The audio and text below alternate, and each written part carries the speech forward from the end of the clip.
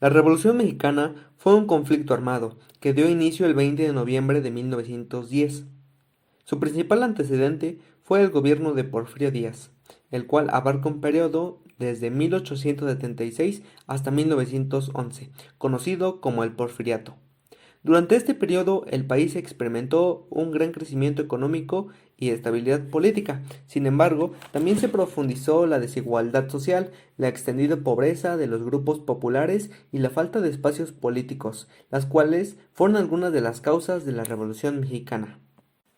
En marzo de 1908 se publicó en inglés, en la revista Person Mawais, la entrevista que Porfirio Díaz había concedido al periodista canadiense James Krellman, en el cual Díaz manifestó que no se reelegiría y que consideraba que el país estaba preparado para la democracia.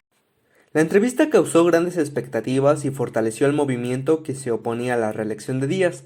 Tal fue el caso de un hacendado de Coahuila llamado Francisco Ignacio Madero, quien participó en la fundación del Partido Nacional Antirreeleccionista en 1909. Porfirio Díaz se volvió a postular a la presidencia, todo lo contrario a lo que le había dicho al periodista Krellman. Madero fue hostigado durante la campaña electoral y finalmente fue apresado en San Luis Potosí un mes antes de las elecciones, las cuales se realizaron entre junio y julio de 1910, en las que resultó ganador Porfirio Díaz. Madero logró escapar en octubre de 1910 para refugiarse en San Antonio, Texas, en donde proclamó el Plan de San Luis Potosí bajo el famoso lema "Sufragio efectivo, no reelección", y convocó a levantarse en armas el 20 de noviembre de ese mismo año para acabar con el régimen porfirista. Uno de los principales postulados del Plan de San Luis Potosí fue el artículo tercero, en el que se estipulaba la restitución de las tierras arrebatadas a los pequeños propietarios, sobre todo indígenas, a través de la Ley de Terrenos Baldíos. Al llamado de la insurrección del Plan de San Luis Potosí, surgieron líderes como Pascual Orozco, Francisco Villa y Emiliano Zapata.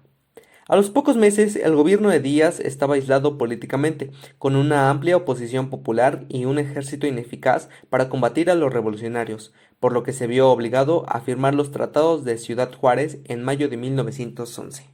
Ese mismo año, el 25 de mayo, Díaz renunció y partió al exilio en Francia. El 6 de noviembre de 1911 tomaron posesión de sus cargos Francisco I. Madero como presidente y José María Pino Suárez como vicepresidente.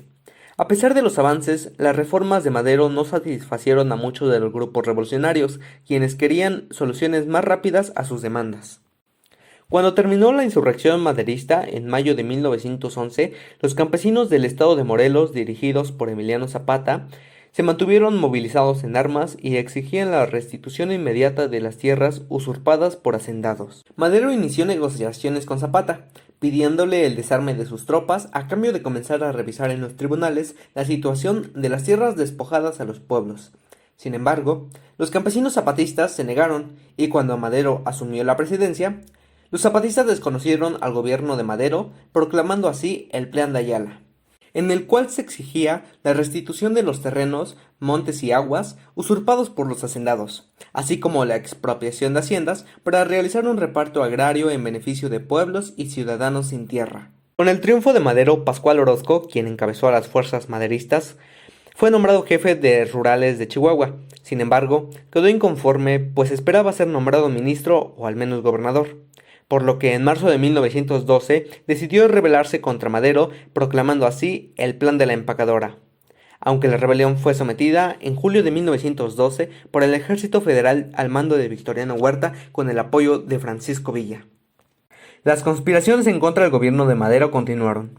Fue así como surgió la llamada Decena Trágica, la cual duraría 10 días, del 9 al 19 de febrero de 1913, en la cual se produjo un golpe de Estado promovido por generales de filiación porfirista y patrocinados por el embajador de Estados Unidos, Henry Lane Wilson, por lo que Madero designó al general Victoriano Huerta para someter a la sublevación. Sin embargo, este decidió traicionarlo y pactó con los golpistas. Fue así como Madero y Pino Suárez fueron apresados, obligados a renunciar a sus cargos y finalmente asesinados el 22 de febrero de 1913. Así, Huerta asumió la presidencia. Posterior a este acontecimiento, los gobiernos estatales y los grupos de revolucionarios se sublevaron contra la dictadura de Huerta. Algunos de los principales dirigentes revolucionarios en este periodo fueron Venustiano Carranza, Francisco Villa, Emiliano Zapata y Álvaro Obregón. Huerta fue derrotado y los grupos revolucionarios promovieron la creación de un nuevo gobierno. Sin embargo, no lograron ponerse de acuerdo, por lo que los grupos revolucionarios se enfrentaron militarmente. Luego de este enfrentamiento triunfó el gobierno constitucionalista dirigido por Carranza, cuyo gobierno promulgó una nueva constitución en 1917 que estableció el principio de no reelección e incorporó las demandas agrarias de los grupos revolucionarios.